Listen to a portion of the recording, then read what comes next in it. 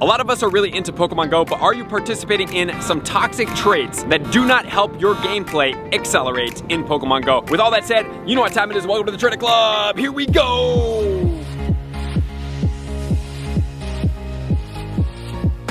Welcome back, everybody. Let me know in the comments below, do you find yourself in toxic loops mentally in Pokemon Go? Because I want to help you guys out today. I want to make sure that you guys are stable, that you guys are aiming for your best bets in Pokemon Go to make sure that you are always happy and always satisfied and always fulfilled. And there are certain things that you have to avoid when playing Pokemon Go to make sure that you are playing Pokemon Go for the right reasons and not looking for all of the wrong reasons in this game. All right, so with that said, let's get into my top 7 most toxic traits to avoid in Pokemon Go and how to avoid those. The number 1 toxic trait to avoid is asking everybody and giving people your friend code in Pokemon Go. Number 1, that's like going up to somebody on the street and be like, hey, why don't you call me? Here's my number. Hey, why don't you text me? Here's my number. It's more a better practice in Pokemon Go to find people or groups or places for people that want to make friends. And I will give you an example of that. Is all you have to do is check the pinned comments below, jump into my Discord, go through all of the pretty simple agreements to make sure that you're not going to be toxic in our community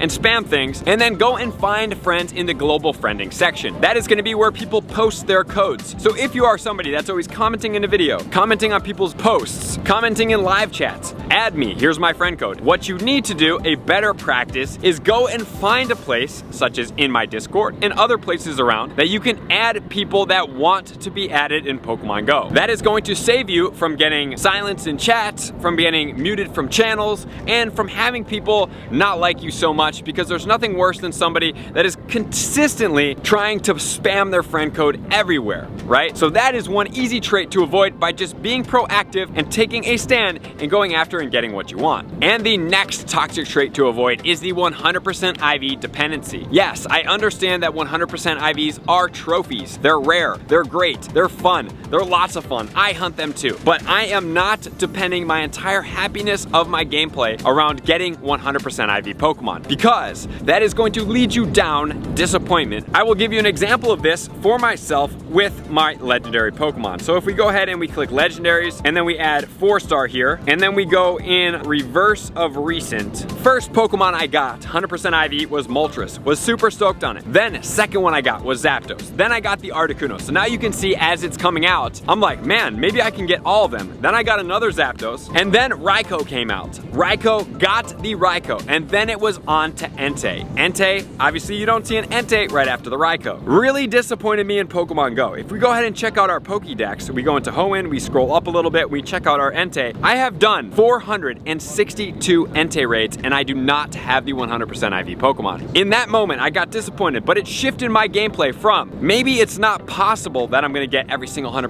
IV Pokemon, or maybe if I need to get the 100% IV Pokemon, it's gonna take me much more than I am willing to put into effort, money, time, and resources into some of these Pokemon. So that's why I'm saying raid for Pokemon and be happy with some of the Pokemon that you get. The 98, the 96s, trade them frequently, like I did talk about in my trade video. If you wanna see that video, check it out up here, so that you can get some of those Pokemon 96% lucky Pokemon, which will save you 50% of your Stardust, which is a valuable time-traded resource. And the next toxic habit to evolve is dependency on good raid bosses in Pokemon Go. Oftentimes, Mewtwo will come out. You're like, dude, I know what's coming next. It's going to be Rayquaza. I'm sure of it. I mean, they can't go. They cannot go from Mewtwo and then do a crappy raid boss. It's not going to happen. Well, guess what, guys? Imagine if they went from Mewtwo to Rayquaza to Dialga to Palkia to Shiny Zamazenta to Shiny Zacian to back to Shiny Zekrom to Shiny Reshiram. What would your quality of life look like? What would your days look like in Pokemon Go? Or would you then get burnt out from too much good stuff? That's why one of the biggest things that I tell you guys often is to cycle your gameplay when it is presented to you in Pokemon Go. For example, Mewtwo's out. I'm gonna heavily focus on raids. Mewtwo goes away. Let's say the Reggies come out. I don't want any Reggies. Then what do? Focus on catching. Then the next thing comes out. I don't want to do catching anymore. What do you want to do? Play Go Battle League. Cycle through all of the different facets of Pokemon Go and have fun participating in everything as a game in its entirety. Or if you really want to just focus on the raids, just don't be dependent on your happiness to be focused around the raid bosses. And the next toxic habit to avoid is high event expectations. situations. Once again, just like the rating, some of you guys may be like, man, this bug out event sucks, or man, I really don't particularly care for this event. Well, that's cool. I'm sure there's some underlying hidden things in these events that will definitely help you out, and I try to provide those insights in my tips videos. So guys, definitely check out to my top tips video.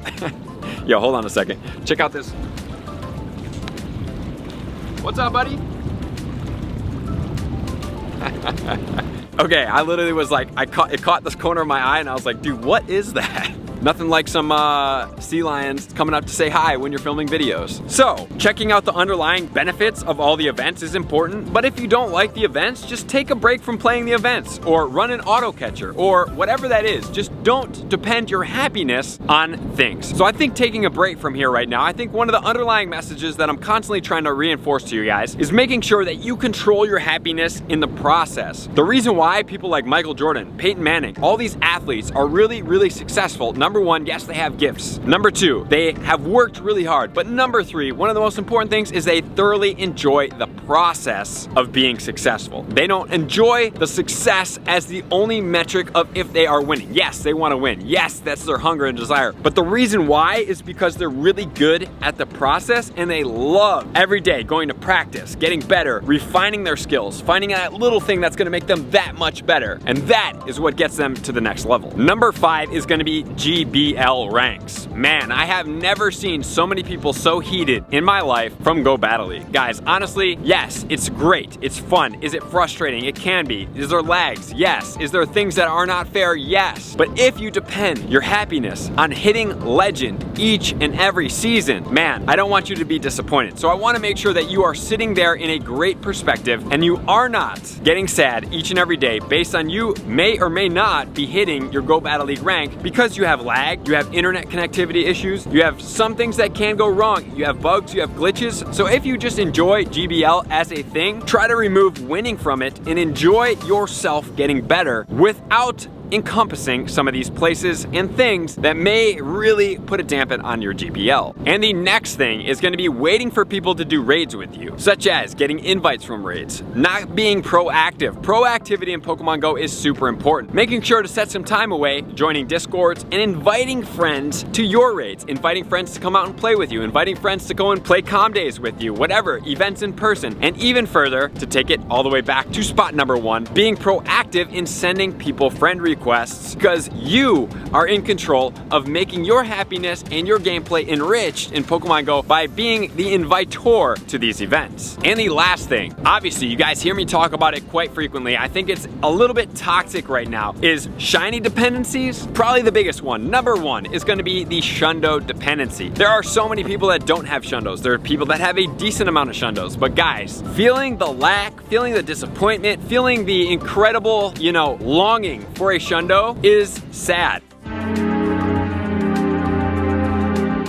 It becomes toxic. It makes you want to quit. Like, oh, I've been paying for 4 years. I don't have a Shundo. I have just one Shundo. There's somebody that has 10 Shundos. People have better luck. People have better situations. Whatever the situation is, please do not depend your happiness on that. Enjoy hunting the shiny for when it may come, even if you don't get it. Like for me personally, I don't get shinies quite frequently. I haven't got the shiny Venipede. I didn't get some other shinies during Go Fest. But for example, in Berlin, I didn't get the Mantine. I wasn't like, man, I'm gonna quit. I can't believe it. I tried so many. I didn't get it. What I was like is like, man, I can't believe I didn't get it. I was really thinking I was gonna get it, but I can't wait to see when that Pokemon does come because that is exciting for me. And guess what? First Mantine I checked in Go Fest Seattle was the shiny. Imagine if I quit because Go Fest Berlin didn't give me that shiny. I never would have seen when it comes. And that is gonna be one of the biggest and most exciting things for Pokemon Go, even if you're hunting 100% IVs, is, oh, I didn't get it this time. I can't wait to see when. Like for my Groudon, if you wanna see the video up here, it took me over 600 checks to find the Groudon from raids. But man, was it fun,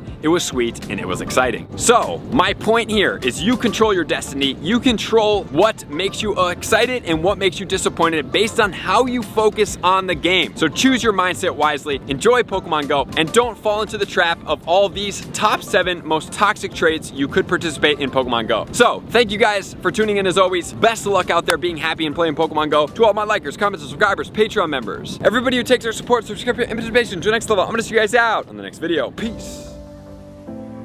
I want to take this time to thank everybody who supports me in every facet. It means the world to me, and an extra special thank you to all my Patreons. I greatly appreciate the extra support to continue to allow me to pursue Pokemon Go full time, allowing me to create my daily video uploads in the most timely fashion for everyone's benefit.